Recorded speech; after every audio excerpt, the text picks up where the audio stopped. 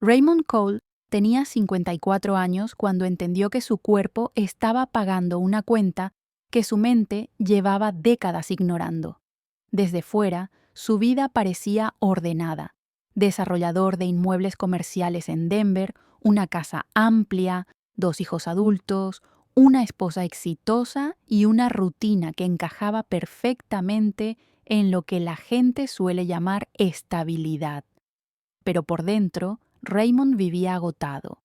No era cansancio físico, era un desgaste constante, silencioso, acumulado año tras año.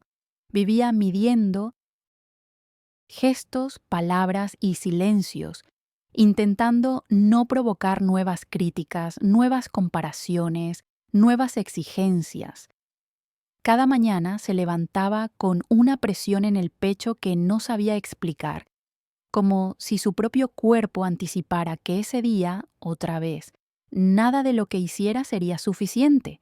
Catherine, su esposa, había transformado el matrimonio en una vitrina permanente.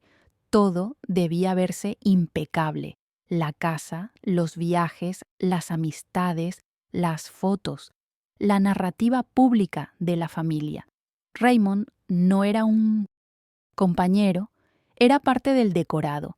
Si algo no brillaba lo suficiente, si alguien más tenía algo mejor, más caro o más llamativo, la comparación llegaba de inmediato, nunca en forma de gritos escandalosos, sino como reproches constantes, miradas de decepción, comentarios que parecían pequeños pero que se acumulaban como piedras.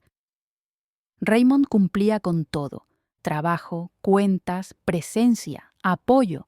Aún así, siempre era frío, distante, insuficiente. Con el tiempo, dejó de explicar cómo se sentía, porque cada intento terminaba volviéndose contra él, como si expresar cansancio fuera una falta imperdonable.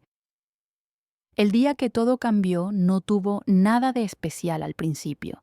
Era una mañana común, con el mismo cielo seco de Denver y la misma sensación de rutina acumulada. Raymond salió temprano, revisó correos, habló con un contratista, resolvió un problema menor en una obra.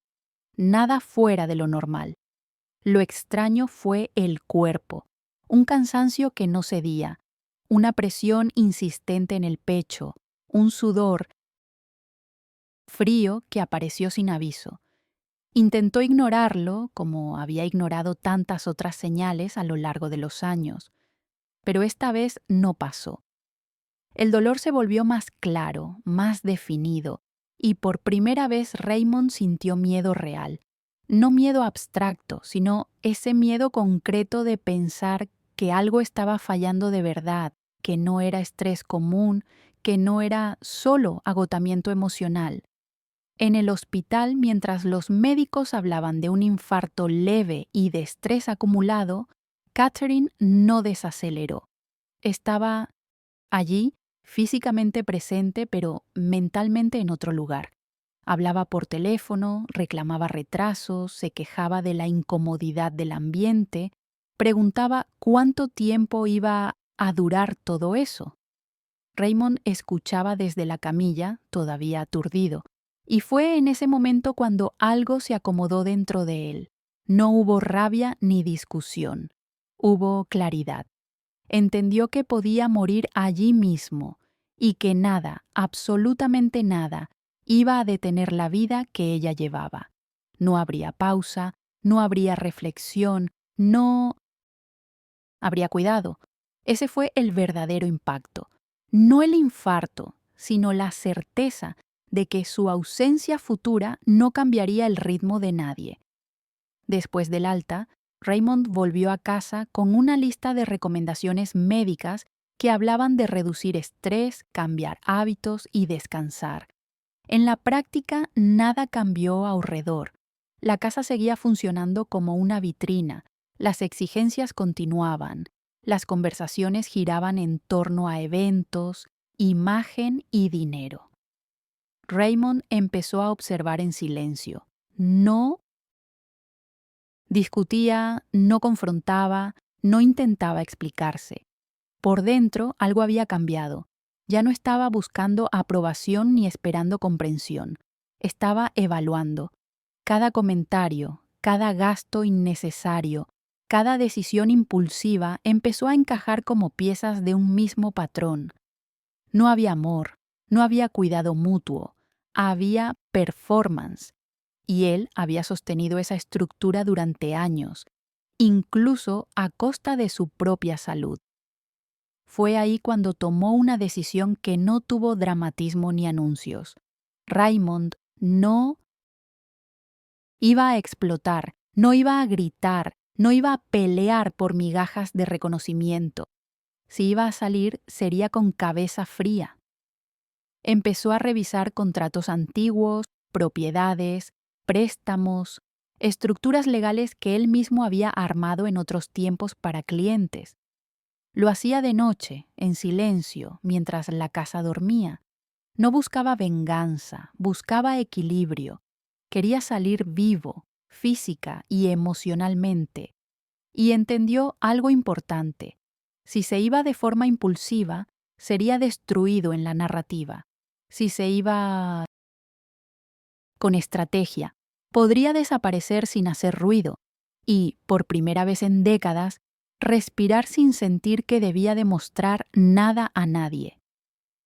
Durante los meses siguientes, Raymond llevó una doble vida silenciosa.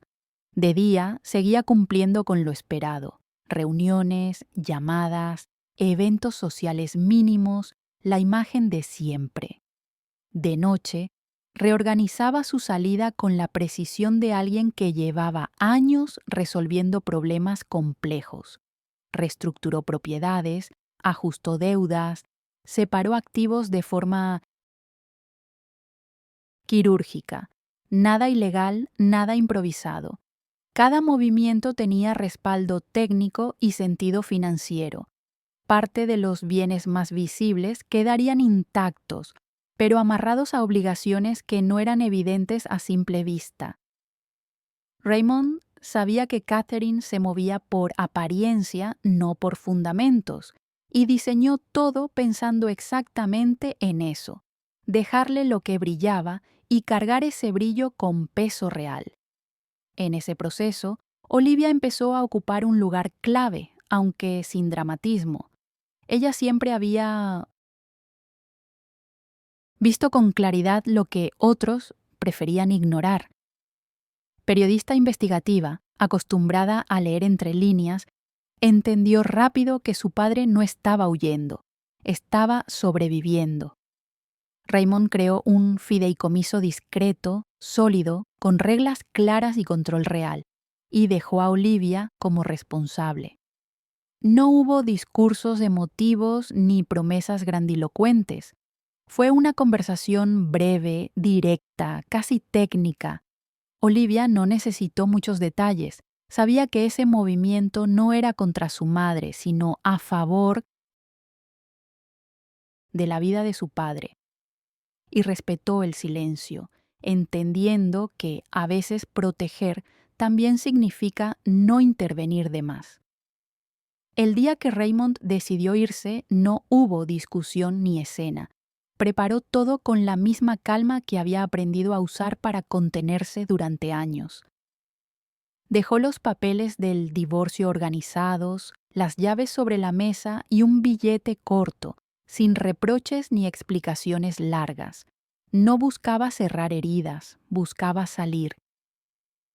Catherine reaccionó como siempre: indignación, incredulidad, la sensación de haber sido traicionada en su propia narrativa. Para ella, Raymond no estaba eligiendo vivir, estaba rompiendo la imagen. Y eso era imperdonable. Él no esperó respuestas, no quiso presenciar el espectáculo. Se fue antes de que la historia pudiera ser reescrita a su costa. Raymond desapareció sin ruido. Cambió de país, de uso horario y de ritmo. Lisboa lo recibió con una vida que no exigía nada más que presencia. Caminatas largas, cafés simples, el sonido del mar, el silencio. Real. Nadie allí le pedía explicaciones ni comparaciones. No seguía redes sociales, no buscaba saber qué se decía de él. Por primera vez en décadas, su vida no necesitaba ser mostrada para existir. Su cuerpo empezó a responder. Menos presión en el pecho, respiración más tranquila, noches completas de sueño. No era felicidad exagerada, era algo más básico y más raro, paz. Y Raymond entendió que eso, por sí solo, ya justificaba todo. Meses después, un mensaje corto llegó a su teléfono. No venía cargado de emoción, ni siquiera de sorpresa. Catherine iba a casarse de nuevo, rápido, en un viñedo en Napa, con una producción impecable, como todo lo que ella tocaba. El nombre del nuevo prometido no era desconocido: Kenneth Bradshaw, dueño de concesionarias, presencia constante en eventos de alto perfil, sonrisa fácil y una historia de éxito que siempre parecía avanzar más rápido de lo normal. Raymond no sintió celos ni rabia, sintió curiosidad. Era la sensación de alguien que ya salió de una película y ahora observa el final desde afuera, sin necesidad de intervenir. Sabía que ese tipo de historias no se sostenía solo con imagen, pero ya no era su papel advertir ni corregir. En ese momento, mientras releía el mensaje, Raymond pensó en cuántas personas viven algo parecido sin darse cuenta. Matrimonios que parecen sólidos por fuera y están vacíos por dentro. Decisiones tomadas por apariencia y no por fundamento. Tal vez por eso decidió compartir su historia, porque si alguien está leyendo esto hasta aquí, probablemente ya sintió esa presión silenciosa, esa necesidad constante de sostener algo que solo existe para los demás. Si te identificas, deja un comentario diciendo desde dónde estás leyendo. A veces saber que no somos los únicos cambia más de lo que parece. Raymond cerró el teléfono y volvió a su café. Ya no necesitaba estar presente en esa nueva historia para saber cómo podía terminar.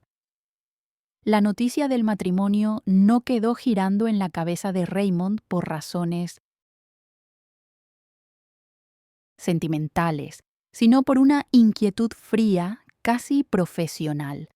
Con los años había aprendido a reconocer patrones, especialmente cuando algo crecía rápido de maíz, con demasiada exposición y pocos datos concretos detrás.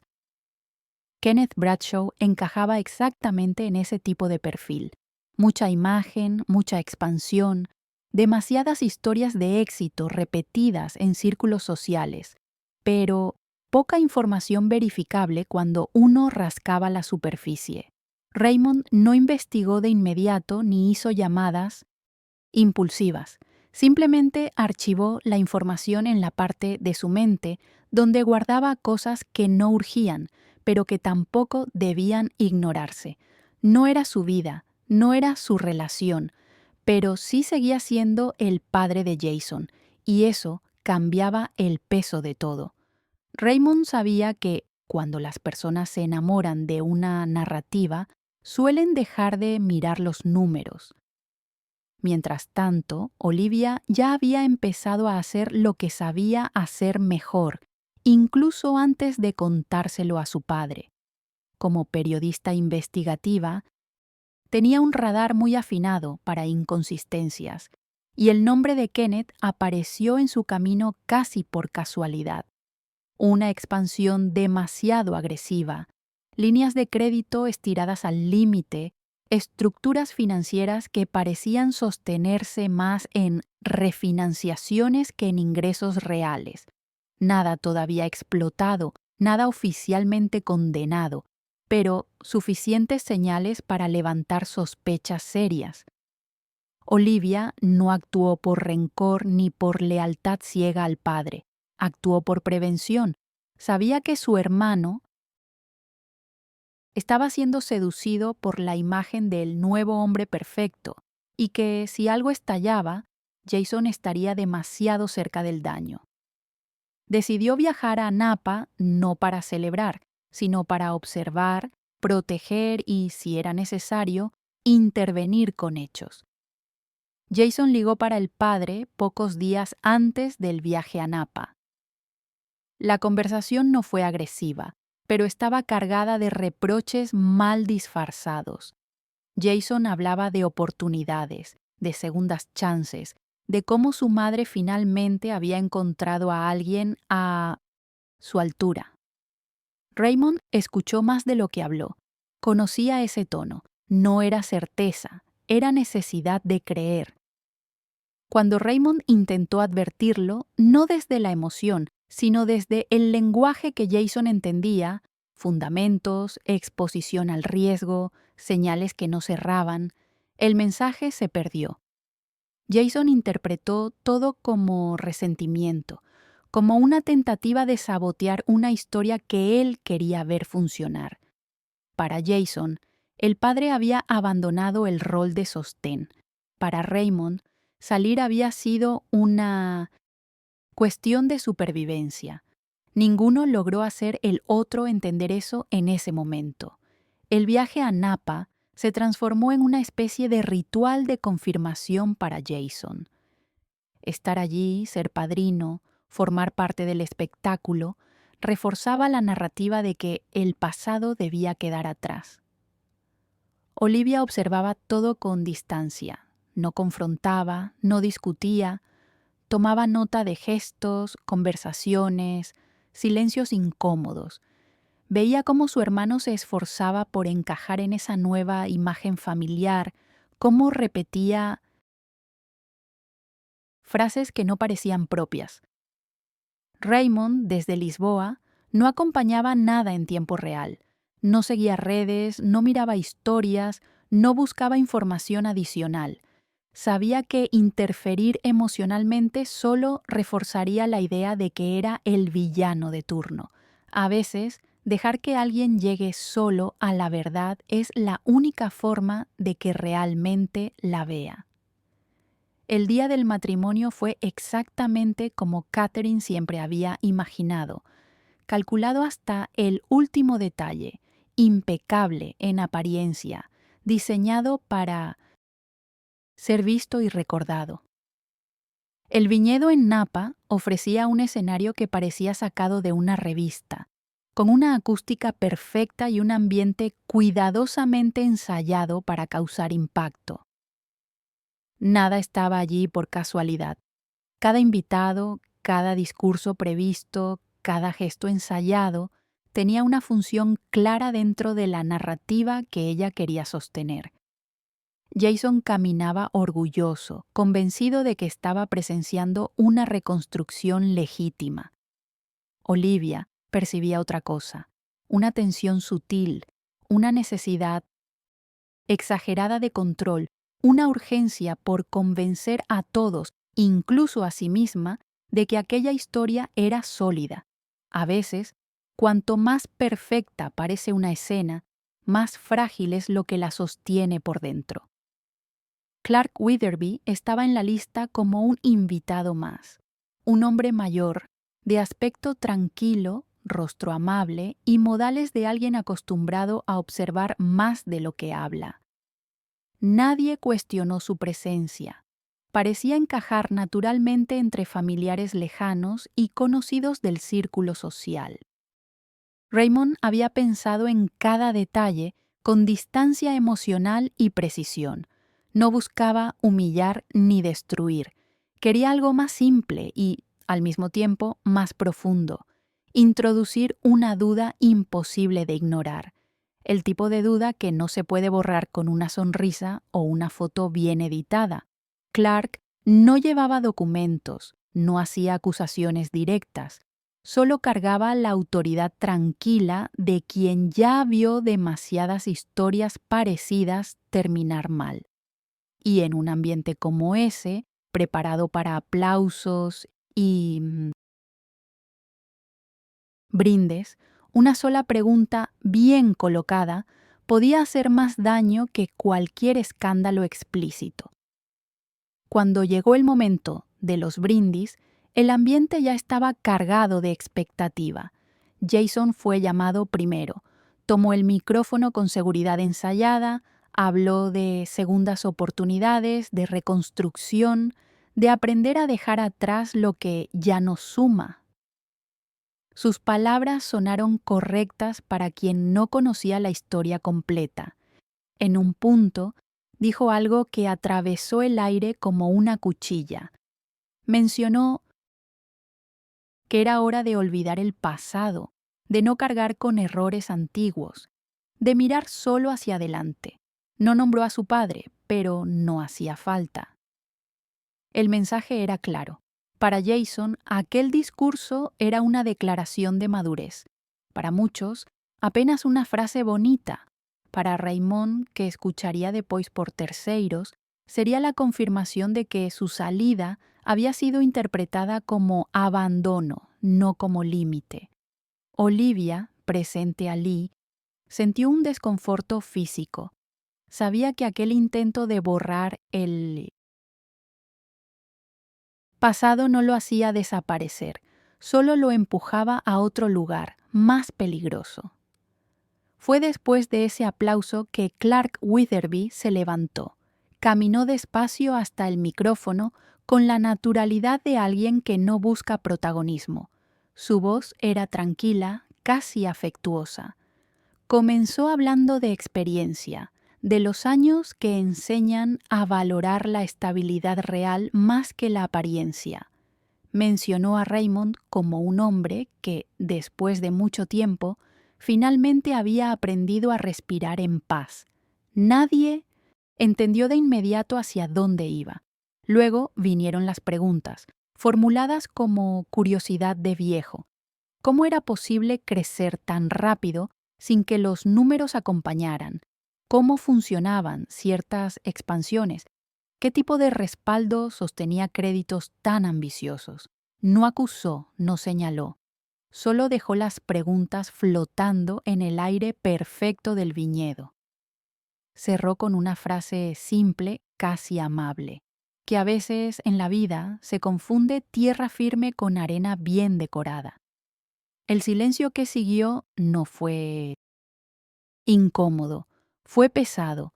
La perfección acababa de agrietarse en público. La reacción fue inmediata, aunque nadie levantó la voz. Catherine perdió el control sin escándalo visible, que era como siempre funcionaba. Su rostro endureció, los gestos se volvieron mecánicos, y el resto de la celebración siguió por inercia, como si todos estuvieran esperando una señal para entender si aquello había sido real. Horas después, ya lejos del viñedo, el teléfono de Raymond sonó en Lisboa. Catherine gritaba, acusaba, decía que él había arruinado su vida, su imagen, su futuro. Raymond escuchó sin interrumpir. Cuando ella se quedó sin aire, respondió con una calma que no era provocación, era distancia. Le dijo que él no había armado nada, que el problema nunca fue él irse, sino ella haber construido su vida sobre una fachada frágil, creyendo que la apariencia podía sustituir el fundamento. No levantó la voz, no discutió. Cerró la llamada como quien finalmente deja de cargar un peso que no le pertenece. Después de eso, todo se movió rápido. El video del brindis apareció en redes sociales, fue compartido, comentado, editado, transformado en meme y en análisis, no por la humillación en sí, sino porque tocó algo que mucha gente reconoce. Historias construidas sobre imagen, silencios comprados con lujo, verdades que nadie quiere escuchar hasta que alguien las dice en voz alta. Si estás leyendo esto hasta aquí, probablemente ya viste algo parecido de cerca en tu familia, en tu trabajo o en tu círculo social. Si crees que esta historia puede servirle a alguien, compártela. A veces una experiencia ajena ayuda a que otro abra los ojos a tiempo. Raymond no celebró nada. Observó desde lejos cómo la narrativa perfecta se desarmaba sola. En los días siguientes, las consecuencias dejaron de ser solo ruido en redes y pasaron a tener peso real. El nombre de Kenneth empezó a aparecer asociado a investigaciones, auditorías y movimientos que antes estaban enterrados bajo capas de marketing y contactos. Bancos revisaron líneas de crédito, socios se afastaron, periodistas comenzaron a ligar puntos que até então ninguém tinha interés en expor. Lo que Clark había insinuado en forma de pregunta empezó a confirmarse con datos. Nada cayó de un día para otro, pero la estructura mostró grietas suficientes para que todos entendieran que no era una crisis pasajera. Raymond seguía todo con distancia, sin satisfacción ni culpa. No había sensación de justicia poética, solo la certeza de que verdades mal sostenidas siempre terminan saliendo, con o sin intervención. Para Jason, el impacto fue directo y brutal. Su nombre empezó a circular dentro del banco en conversaciones incómodas, no por acusaciones formales, sino por asociación. Haber sido padrino, haber defendido públicamente a alguien ahora cuestionado, levantó dudas sobre su criterio. Jason pasó de la seguridad a la vergüenza en cuestión de semanas. Fue entonces cuando llamó al padre de nuevo, esta vez sin discursos preparados. Habló de miedo, de culpa, de sentirse usado por una narrativa que quería creer. Raymond no dio lecciones. Escuchó, le explicó con la misma calma que siempre teve que irse no fue un acto de cobardía, sino de supervivencia. Jason pidió perdón sin dramatismo. Por primera vez habló con su padre como hijo, no como juez. Para Catherine, la caída no fue inmediata, pero fue constante. Las puertas que antes se abrían con facilidad empezaron a cerrarse sin explicaciones largas. Clientes desaparecieron, contactos dejaron de responder, invitaciones dejaron de llegar. Su nombre quedó asociado al escándalo y en un mercado donde la imagen lo es todo, eso pesa más que cualquier contrato. Intentó sostener la narrativa de víctima, pero ya no funcionaba. Incluso sus propios hijos marcaron distancia. Olivia fue clara y firme. No habría rescates financieros ni maniobras para limpiar una historia que no era un error puntual, sino una forma de vivir. Catherine no perdió solo dinero o estatus, perdió la certeza de que siempre habría alguien dispuesto a sostenerle el suelo cuando ella decidiera no mirar hacia abajo. Raymond, desde Lisboa, observaba ese proceso con una mezcla extraña de alivio y sobriedad. No sentía satisfacción ni deseo de revancha. Sentía algo más simple y más honesto, gratitud por haber salido a tiempo. Su salud se estabilizó, las consultas médicas se volvieron rutinarias y el miedo constante a colapsar fue desapareciendo. Construyó una vida sin espectáculo. Pintaba por las tardes, caminaba sin rumbo fijo.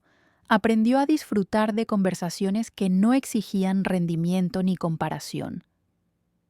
En ese contexto conoció a Isabel, una mujer sin prisa, sin interés en vitrinas ni validaciones públicas. No fue una historia intensa ni cinematográfica. Fue tranquila, adulta, basada en respeto y presencia real. Y Raymond entendió que eso era exactamente lo que había faltado durante años. Con el tiempo, Jason comenzó un proceso lento y incómodo de reconstrucción.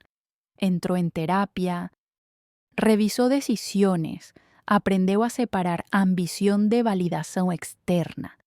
En el banco, tuvo que recuperar credibilidad desde un lugar más humilde, aceptando límites y cuestionamientos que antes evitaba. Olivia siguió creciendo profesionalmente, consolidando su reputación como alguien que sabe cuándo hablar y cuándo esperar. Su relación con el padre se volvió más cercana, no por dependencia, sino por respeto mutuo. Raymond no intentó reescribir el pasado ni exigir reconocimientos tardíos. Para él, lo importante ya había ocurrido. Había dejado de vivir para sostener una imagen que no lo representaba y había elegido, por primera vez, una vida con fundamento real. Hoy, cuando Raymond piensa en todo lo que pasó, no lo hace con amargura, tampoco con orgullo. Lo ve como una línea clara entre dos formas de existir. De un lado, una vida construida para ser vista, aplaudida y comparada. Del otro, una vida sencilla, silenciosa y honesta, que no necesita testigos constantes para tener valor. Aprendió que paz no es ausencia de problemas, sino ausencia de teatro, que el cuerpo avisa cuando la mente se traiciona por demasiado tiempo y que salir no siempre es huir. A veces es el único acto de responsabilidad que alguien puede tener consigo mismo. Contar esta historia no es para señalar culpables, sino para recordar que ningún reconocimiento externo vale más que seguir vivo por dentro.